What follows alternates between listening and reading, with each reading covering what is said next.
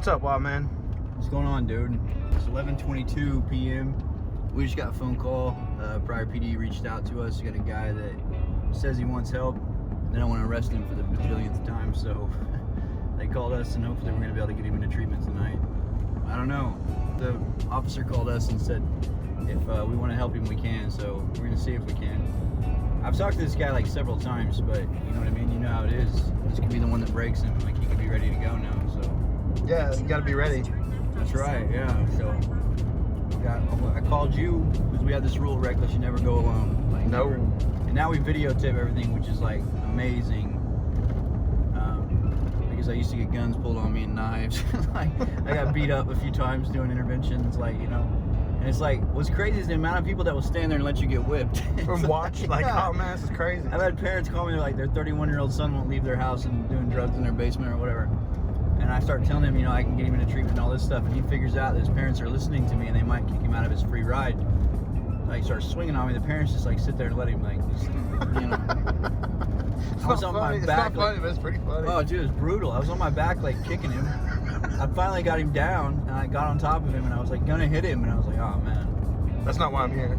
No, I was like sending mixed messages. You know what I mean? Like, You're like, look, either come with me now or I'm dotting the other eye. yeah. So this cop, the cop was basically, you guys are gonna come talk to him. We don't. I was like, no, we will definitely. He was like shocked that we were gonna get out of bed, which I wasn't in bed anyway. I know you weren't. No, I was in my underwear, but I wasn't in bed. Yeah, and it was like, no, man, we'll come get him because it's, you know, the addicted lives matter. Yeah. But reckless lives matter too. So we're videotaping everything for our safety as Absolutely. well. Like, I got 2 kids at home and a wife, so like, no, this guy's cool, but you know how it is when they get strung out or get on that. You never know. You don't ever know, especially with alcohol or like. Oh, you flip a switch in a heartbeat. Yeah, or both. You don't know what you're walking into. It's like, so hopefully he'll convince us to let us get him into detox tonight and into treatment as soon as he gets done with that. So that's the mission. That's the goal. Let's do it. Let's do it, man. Another day in reckless, bro.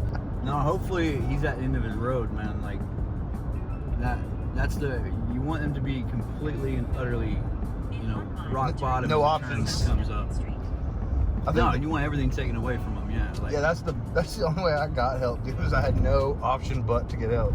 well, and yeah, and the guy was telling me last time I talked to him, he's like, man, I would go, but you're just gonna have to arrest me and like put me in cuffs and take me. I was like, man, I'm not a cop. Right. And I said, plus there's no bars in these facilities, man. You leave anytime you feel like leaving.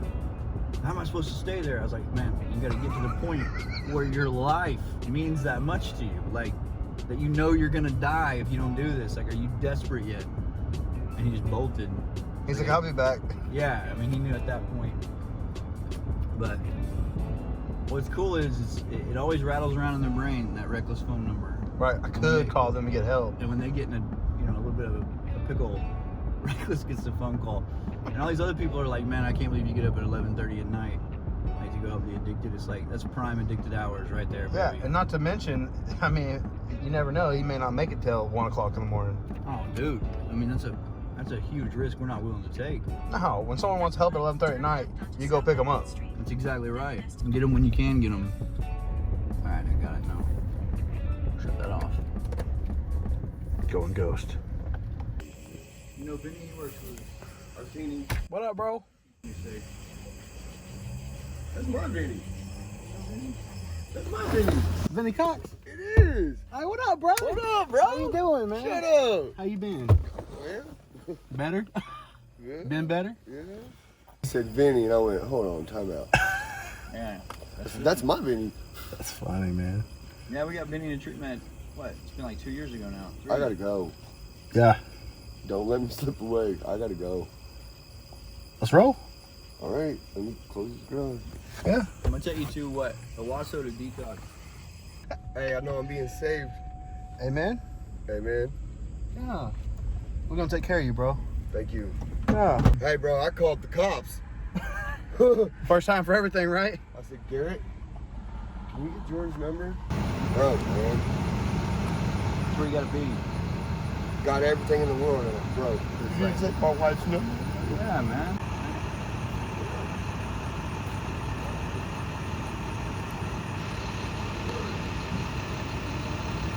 There he goes.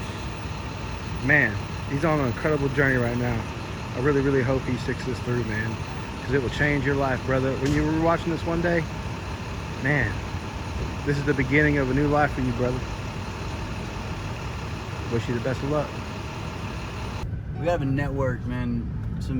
We'll keep it covert. You know what I'm saying? Some nurses that help us out, and when someone needs detox, we're able to get them into certain facilities to get them detox. That's all I can say. But called one of the nurses. I mean, he's a lifestyle for him, and he's been going hard at it this time for like 5 or 6 days. No sleep, nothing but alcohol, methamphetamine, no food in his stomach whatsoever. He's not eating in like 4 days, 3 or 4 days. And so it was about to get really bad. You know what I mean? Like, he was all right as far as right now, but when that wears off, he's gonna hit hard. And we've got him in a treatment on Tuesday morning. We're gonna transport him, you know, to treatment. He can just ride with us, but it's like we had to get him detoxed and as stable as we could until that day. And so, man, we called, and these nurses, man, they're just amazing. Like, it's just this network, this hidden network of people. That's what I love about people. It's like the detox center shut us down. They want like $4,000 to detox each patient, and man, people rise up, and these nurses are like, you know what, bring him to so-and-so hospital. So even if we have to drive hours away, you know what I'm saying? Like, we have a place to take someone who's detoxing, and we never know until that night when we need them. Like, we call, and it's like this network, man. It's like it's amazing. Underground Railroad. It is, man, of freedom. Like, that's what they are. They're the Harriet Tubmans of the addiction world. Like, that's so awesome. Ferrying souls from lost, like, darkness to light. It's amazing. So we did that. I talked to the doctor, talked to the people. Like, it's just awesome. This looks great. So he's there right now. He's being medically looked after, making sure he's okay and going to be stable and detoxed as much as he can. You know, in a way that he can travel and be ready for treatment on Tuesday. So it's a long night, but that's another one for the Reckless Saints. Like, but see, now people, you can see how much we rely on. You know, it really does. I say it all the time. Reckless is not one of us; it's all of us. You take, like, we're just one piece in the puzzle, you and me, Vinny. Like, it's right? not, we couldn't have done. No. A cop called, right? So a cop reached out. Bam, that's one guy. We respond. I mean, that's the role that Reckless plays in it. We have a number from the call, and they got a hold of me, and then we go and talk to the guy. You know, he says, yeah, I'm ready. He's desperate. We make sure that he's in that, as much as we can, that he's broken in that position, that we, you know, actually truly wants help. And then we get on the phone with the railroad, the Underground Railroad, and we get him a detox. And now I'm gonna start pulling every string I can to get him into a facility. Reckless isn't one of us; it's all of us. Like, without one link in that chain, none of this happens. Right. So without people buying shirts, we don't have the money to get up and do this. You know, it's like, it's amazing. I mean, it's absolutely incredible.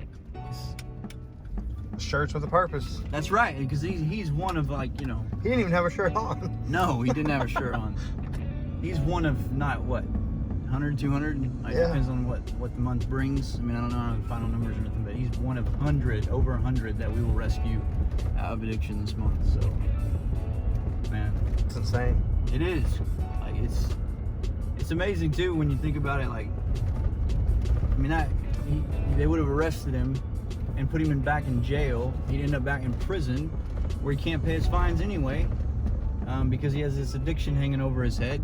And man, you heard him. What did he say? I just need help. He's like, I was screaming at those officers to help me. That's what he kept saying. Yeah. And he's screaming at the officers to help him, and they call the Reckless Saints of Nowhere. It's like, man, you don't see the glory of God in that. Just the grace that exists. It's amazing.